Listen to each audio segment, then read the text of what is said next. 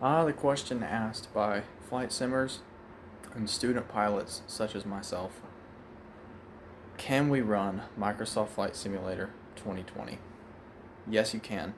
You don't need an insane PC setup to run it. I'm on a budget setup with a lower end graphics card, lower end processor, and I can run medium graphics with some ultra mixed in there, and I can get pretty good frame rates with desirable graphics. Obviously, you're not going to run ultra graphics. It's not going to be crazy insane, but it's good enough for me as a student pilot, learning procedures and VFR flying. And honestly, at medium graphics, Microsoft Flight Simulator at medium graphics is better graphics than any other flight simulator out there, uh, even at medium graphics. So when I upgrade eventually, I can't imagine what Ultra is going to look like. It's going to be absolutely insane.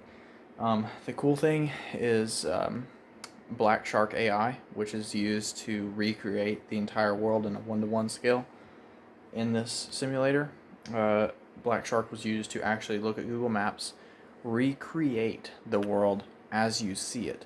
So it's not designed by or it's not recreated by hand or like all other flight simulators before this. It actually takes satellite data and is able to put it into the game and recreate the world in 3D, not in 2D like you see in many other flight sim games. This is the first one that has taken advantage of that technology, and honestly is the future of where all this stuff is going. So, yeah, that said, I have found my house in Microsoft Flight Simulator, and the property that I live on. I live near Asheville. It's kind of creepy that you can actually find your house, and it's pretty accurately replicated as to where you live. So, I mean, it's kind of creepy. I found my friends' houses too, so yeah, there's some fun to be had there. But anyway, mostly the flight sim I use for, because I'm a student pilot, I use it for the purpose of training and learning. So anyway, I will go ahead and show you my setup and the specs that I have, to show you how I get really pretty good graphics and pretty good frame rates with the setup I have. So we'll flip around and I'll show that to you right now. So let's see if the image will clear up for me. Okay, so starting off, I don't have it connected to the desk right now. We have the Logitech SciTech Flight Pro yoke or whatever. So it's just a little Cessna 172 yoke, really smooth, works pretty good, and I use it for all the aircraft. The two main aircraft I fly are the 152 for training purposes, and then the X Cub for just getting some skills with autopilot and some PFD stuff. So just kind of familiarizing myself with the glass cockpit. So as such, I have checklists for the different aircraft that I fly in the game. Yes, it's so accurate that you can actually use real-world checklists, and everything works just perfectly. Procedures are the same. There's no differences there. There's some stuff that's inoperable, but that's because the sim is so new. So I'm excited to see where all this is going as we progress throughout the years here, and this keeps getting updated and keeps getting better, because it's only going to get better in my opinion. So here's the 152 checklist. It's a bit lengthier with procedures and stuff. I just kind of stick to this page because this is really all I need for right now. So that's that. On the floor, I don't know if you can see this very well, I have let me get down here. These are the rotor pedals. The Logitech rotor pedals that work really good. They have adjustable sensitivity, so that works great. Right here, we have the throttle quadrant. We got our mixture, our prop, manifold pressure, or excuse me, manifold, yeah. So that's that. Of course, this is really only, in other cases, this is your throttle, but when you're dealing with a constant speed prop, this kind of becomes your RPM, and this becomes your manifold intake control. That's controlled in inches, but I won't get into that because that's just, we're not here to talk about that. So there's that. That works phenomenally as well. I want to come around to the back here and show you my specs. So, I actually had to mod the case a little bit in order to get everything to fit, because the case is a ThinkCenter M720E by Lenovo. That's tiny. That's nothing. Like, nobody would think you could run Microsoft Flight Simulator on something so tiny. I mean, you can see here's my hand. So it's just another hand length up. Like, it's just two hands. It's not very tall. So as such, I got the GTX 1650 graphics card in here. And actually had to mod the case a little bit on that end to get the connection to fit. I will be running a DVI to VGA for my monitor, so that right now that's not connected, but that will be. The CPU, hold your horses. This is a Intel i3 that is like very low end, and it's Intel too. You know, I like AMD, but unfortunately don't have that option right now, so I'm running Intel, an i3. Ideally, you need like an Intel i7 to run ultra graphics, and a much bigger graphics card than what's in here.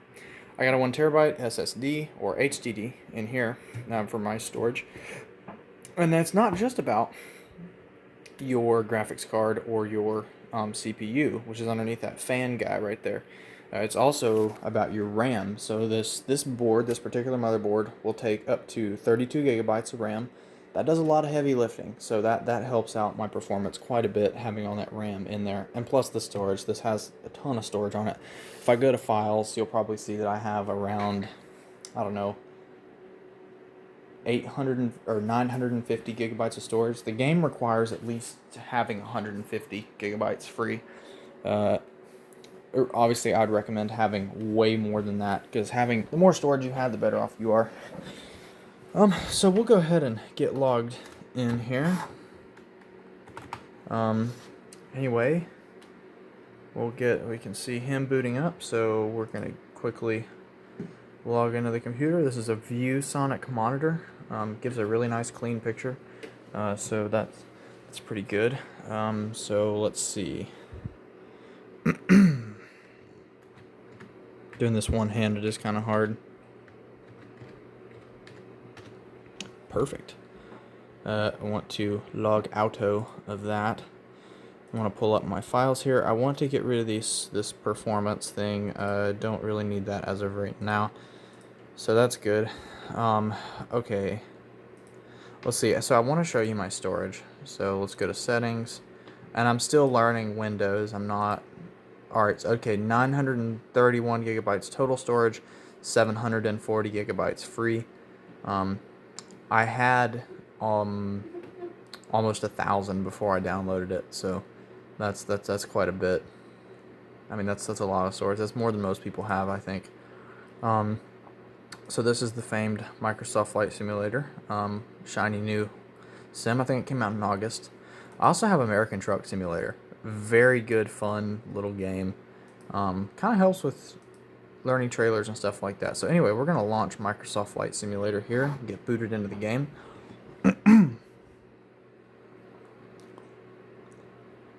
And yeah, and I'm not going to connect my yoke in this video. Actually, you know what? I might do that. So what we're going to do then, since we're going to connect the yoke, so I'm going to pull the yoke over. And I want to show people how to connect this, because I actually had a little trouble getting it connected to the desk. So there's this handy dandy little dude right here, and he clips into the yoke. I'm trying to do this as smoothly as possible. So you can see the yoke right here, and you can see there's two holes right there. So that thing I just showed you is going to go in there just like that. You can see we're booting up right there, Asobo Studio. Love those guys. They did a great job with this. So then we're going to take the yoke itself and actually set it on the desk, and then slide it into position like that, and then go down here, and there's a little tightener, and you just tighten him up until you get your desired stiffness. So there you go. So you don't want your thingy moving around too much there. Alright, sweet. Checking for updates. Everything looks peachy. There you go. I'm messing with my throttle quadrant here. Assigned to the throttle, I have my trims right here. I've got my look left, right, up, down. Yeah, so I'm thinking about getting a Pilot Edge for this, which is going to allow me to use live air traffic control. So that's going to help my consistency on the radios. So I'm thinking about doing that. Yeah, so this is a really awesome. I'm not a gamer. I've never really dabbled in this type of PC stuff before, but this really prompted me to kind of dip my toe in there a little bit, and it's been incredibly helpful for me as a student pilot. So we'll get in here and I'll show you my graphics, and then we'll log out. Basically, I'm on medium graphics with filtering stuff all set high. So there we go.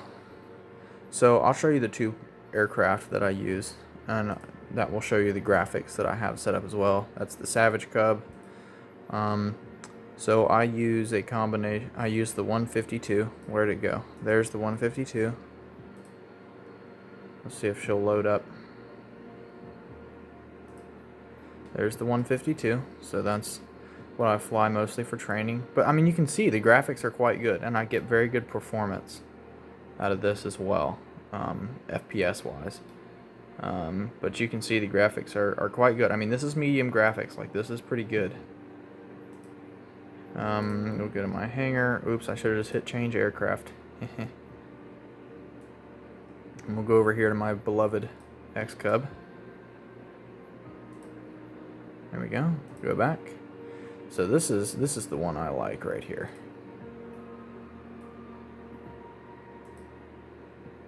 Love this one, man.